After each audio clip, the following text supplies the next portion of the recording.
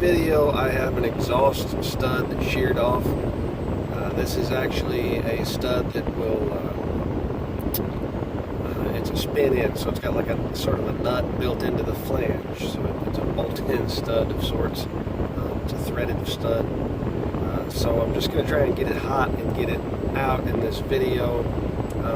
You will notice a couple of things that I'll kind of go along with, and I'm just going to do some voiceover on it. So hopefully if you listen to this, you'll learn a few things on these, and we'll go from there. Alright, so here we go.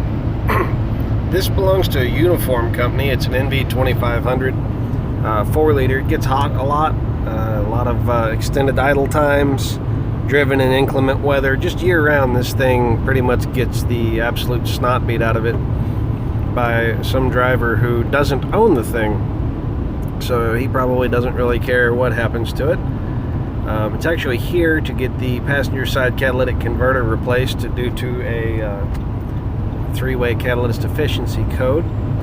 Here we see the Irwin brand grabbers there, the external bolt extractors. I've had a lot of luck with that set. I'm real happy with them.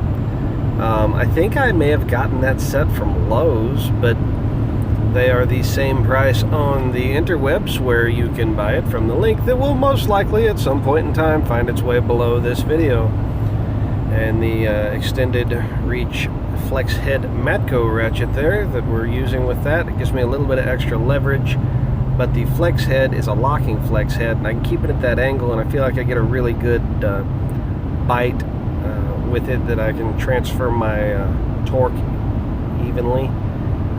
Use a hammer to pound that thing on there. So I'm actually going to put that extractor on the ratchet and beat it onto a hot stud is what's going to happen. Hot exhaust stud. And just the whole thing, I'm going to tap it pretty good taps 3 or 4 times, and you'll kind of see coming up here. I'm going to get the torch right now. Now when I filmed this, I work in a shop, and a lot of times when I'm doing something, I don't have a lot of control over who used it last, whatever shop tool it is. And an oxyacetylene torch is definitely a who used it last kind of thing. We have one guy that uses a huge amount of oxygen, keeps the pressures real high, and as you'll be able to see here in just a minute, judging, there I am shaking my head because the oxygen pressures are way up. And then I set the igniter on top of the camera, and as you can see, it's a very yellow flame, it's a very orange flame.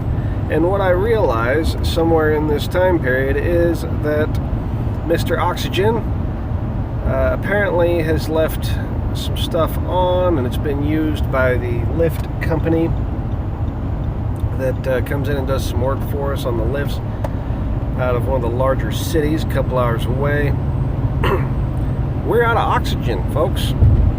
I'm standing there with a mostly acetylene flame. I've got basically just ambient pressure kind of being siphoned out of the bottle, trying to find something that works. I decided to go ahead and put some initial heat in it with the acetylene anyways. I mean, it's a flame.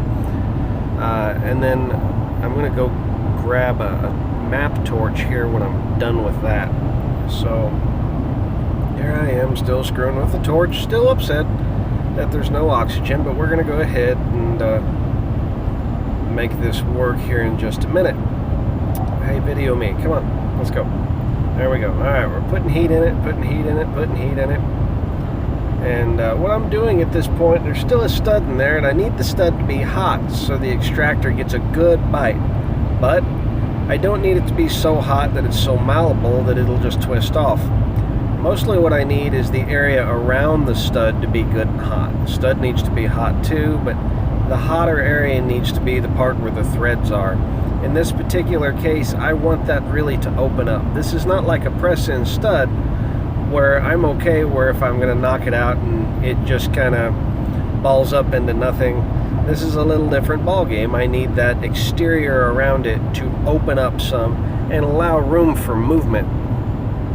Just give me the ability, because the rust gets in there, rust grows Rusted metal is usually a little bit bigger when it first occurs than the non-rusted metal, and it grows and it tightens super tight inside of there, and that's where you use the heat to cause the metal to expand. Aluminum expands particularly well. And there's the leaky acetylene valve there, but I've got some heat in it. I'll reach over and grab a hammer, grab the ratchet, set it up there. I just spent a few minutes looking at a torch, so I can't see very well. Get a flashlight. Don't go anywhere without your pen light, guys. Tap, tap, tap, tap, tap, tap, tap, tap. Alright, get a good bite. Feels pretty good. Make sure the ratchet's going the right way. She's tight. She's not going anywhere. And this happens a lot. I talk sometimes about feel. As a mechanic or a technician or a machinist or a construction worker, anything blue collar, there's a lot of feel. If you're doing this as a hobby, you'll realize that how do they know when they're going to break this? Why do people make this look relatively easy? Well, they've got a feel for it. I know that if I keep torquing on it, that I'm going to strip whatever grip I have off of that thing and have to start over, and possibly start over with something that's more rounded than it is right now, and it'd be in worse shape than I was. So I'm going to use the igniter on the MAP gas torch. MAP gets real hot. MAP gas gets way hotter than regular propane. It's not on the oxygen acetylene level, but it is pretty dang hot.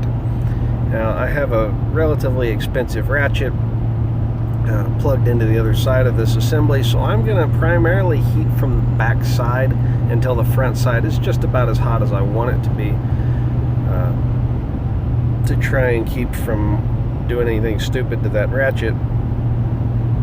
And part of that's because these 88 tooth Matco ratchets have a little bit of a poor reputation. There you can see a little better. I'm kind of going around and just at the base of it, but you can see stuff's getting hot, like real hot, real hot. So stuff's hot, getting there, getting closer all the time. And this is kind of where you're wanting to be, guys, right now. Set the camera back down and click, there it was. See that little burst of flame as it moves?